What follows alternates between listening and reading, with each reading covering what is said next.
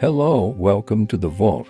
Have you ever wondered why some people seem to have their life together while you're still fighting to catch up? What if I told you the difference wasn't talent, luck, or money, but something as simple as when they wake up? Stay with me. This is the story of a young man who discovered that the battle for his life was won or lost before the sun even rose. His name was Daniel. He was 23, living in a cramped apartment in Chicago, working a job that paid just enough to keep the lights on. Daniel was smart. People told him that. Teachers said it. Friends believed it. But smart didn't translate to successful. Not yet. Not when he woke up at 9 a.m., rushed through his morning, and spent his days reacting instead of creating. Daniel had dreams, big ones. He wanted to build his own business. He wanted to write. He wanted to be someone his younger sister could look up to. But every day felt the same. Wake up late, check his phone. Stroll through other people's success. Feel bad? Promise to do better tomorrow. Then repeat. The cycle was exhausting. He lived in a fog of almost. Almost ready, almost disciplined. Almost there. His apartment showed it. Dishes piled up, laundry waited. The notebook where he wrote business ideas collected dust. His life wasn't falling apart dramatically. It was dying quietly, one wasted morning at a time. Do you know that feeling? When you're not failing big, just fading slowly. Daniel knew it too well. One Thursday evening, Daniel's childhood friend Marcus came to visit. Marcus had moved to Seattle 2 years ago. They'd lost touch. But Marcus was in town for work, and he wanted to reconnect. When Marcus walked through the door, Daniel noticed something different. Marcus had energy, not the fake, caffeinated kind. Real energy. His eyes were clear. His handshake was firm. He moved like someone who owned his time. They talked for hours. Marcus told stories about his new job, his side projects, his morning runs. Daniel felt that familiar sting, comparison, but this time, he asked a question instead of hiding it. "Man, how do you do it? How do you have time for all that?" Marcus smiled, not the kind of smile that mocks, but the kind that understands. "I wake up at 5 a.m., he said simply. Daniel laughed. "That's it. That's your secret." Marcus leaned forward. "It's not a secret, it's a choice." But yeah, that choice changed everything. He paused, then said something Daniel would remember forever. "Dan, you can't win the day if you don't win the morning. And you can't win the morning if you wake up when the world is already moving." Those words landed heavy. Daniel wanted to argue. He wanted to say he wasn't a morning person, that he needed sleep, that 5 a.m. was extreme. But deep down, he knew Marcus was right. His mornings controlled his days, and his days controlled his life. Marcus left the next morning. Before he went, he handed Daniel a note. It had 3 simple lines. 5 a.m., no phone. 1 hour for you. Daniel stared at the note. It felt too simple, too small to matter. But that night, lying in bed, he thought about his life, about the dreams collecting dust, about the person he wanted to be versus the person he was becoming. He set his alarm for 5 a.m. He didn't believe it would work, but he was tired of not trying. The alarm screamed in the darkness. 5 a.m. Daniel's hand reached for the phone to silence it. Every cell in his body begged to stay in bed. It's too early. You're too tired. Tomorrow, always tomorrow. But he remembered Marcus's words. You can't win the day if you don't win the morning. He sat up. The room was cold. The world outside was silent. He felt ridiculous, alone, like he was fighting a battle no one else cared about. But he stood up anyway. That first morning was not beautiful. It was hard. He stumbled to the kitchen, made coffee with shaking hands, sat at his desk and stared at the blank notebook. His mind was foggy. The words wouldn't come.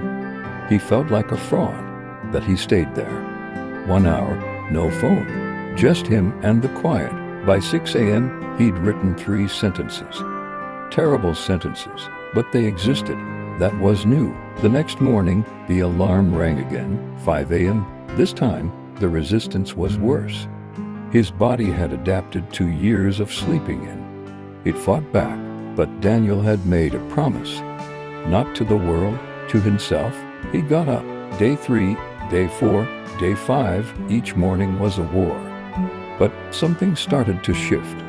By the end of the first week, his body began to expect it. The fog lifted a little faster. The coffee tasted better. The notebook filled slowly. Not with masterpieces, just with progress. Daniel discovered something powerful in those early mornings. Silence, real silence. Before the texts, before the emails, before the world demanded pieces of him. In that silence, he could hear himself think. He could plan. He could create. He was no longer reacting to life. He was designing it. By week 2, he added a second element. After writing, he went for a walk. Just 15 minutes. Around the block, the streets were empty. The air was cool. He watched the sun slowly color the sky. For the first time in years, he felt ahead instead of behind. The change wasn't instant, but it was real. His coworkers noticed. "You seem different," they said. His sister called. "You sound happier," she said. His apartment got cleaner. Not because he forced it, but because morning momentum carried into the rest of his day. But the real test came in week 3. Life hit back. Daniel's boss called a last-minute meeting. It ran late, then later. By the time he got home, it was 11 p.m. He was exhausted, frustrated. Every muscle screamed for rest. He looked at his alarm, 5 a.m., 6 hours away. He could skip one day, just one. No one would know. He sat on the edge of his bed. The old voice returned. "You've done well, you deserve rest. One day won't hurt." But then he heard Marcus's voice, then his own. The promise wasn't about perfection. It was about consistency. About showing up, especially when it was hard. About proving to himself that he could be trusted. He kept the alarm set. He went to bed. When 5 a.m. came, it felt impossible. His body was heavy. His mind was thick. But he got up. He didn't write well that morning. He didn't walk far. But he showed up. And that was enough. That morning taught him something crucial. Discipline isn't about feelings. It's about commitment. The days you don't feel like it are the days that matter most. Because those are the days that build character. Those are the days that separate the dreamers from the doers. Months passed. The 5 a.m. habit became part of Daniel. Not a burden, not a sacrifice, just who he was. The notebook that once collected dust was now filled. Business ideas became plans. Plans became actions. He launched a small consulting side project. It wasn't big, but it was his. His mornings had become sacred. That first hour was non-negotiable. It belonged to him before the world could take, before obligations could demand, before distractions could steal. He guarded it like treasure. One Saturday morning, 6 months after Marcus's visit, Daniel woke at 5 a.m. naturally. No alarm, his body knew.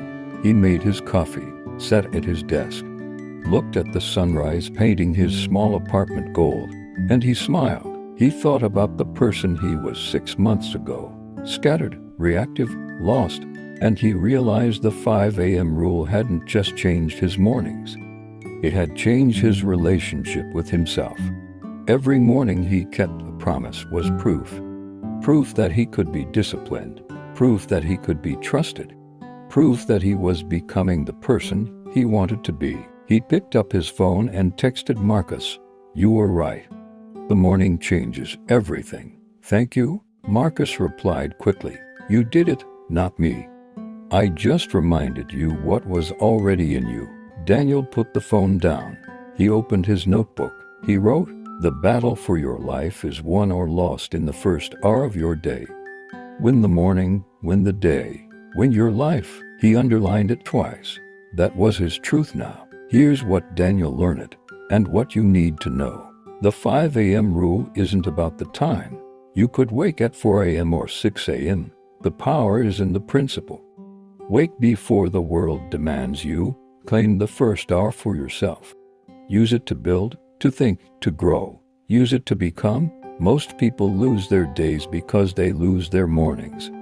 They wake up reactive. Phone first, emails next. Other people's emergencies immediately.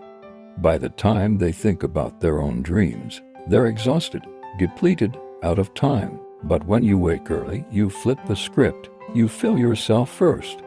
You do the important work when your mind is fresh and your willpower is full. You start the day with a win. That win creates momentum. Momentum creates more wins. And slowly, your life transforms. It won't be easy. The first 2 weeks will hurt. Your body will resist. Your mind will make excuses. But if you push through, if you show up consistently, something magical happens. The habit takes root, the resistance fades, and you discover a version of yourself you didn't know existed. Daniel's life didn't become perfect. He still had hard days. He still faced setbacks. But he had something now that he didn't have before. Control, direction, power, not over everything, but over the most important thing, himself. So here's my challenge to you. Tonight before you sleep, set your alarm for 5 a.m. or 5:30 a.m. if that feels more doable. Just 1 hour earlier than usual. When it rings, don't think. Don't negotiate. Just get up. Use that first hour for you, not your job, not your phone. You write, read, plan, move, create, whatever fills you instead of drains you. Do it for 7 days.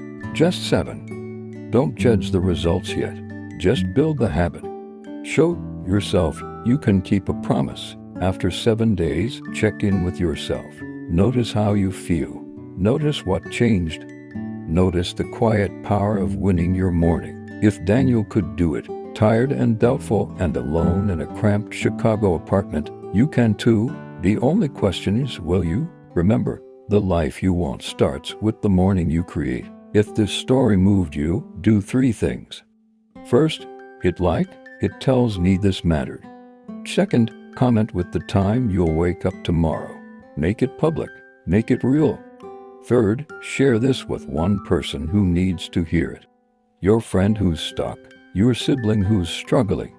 Someone who needs a reminder that change starts small, but it starts. And subscribe to The Vault for more stories that challenge you to become more.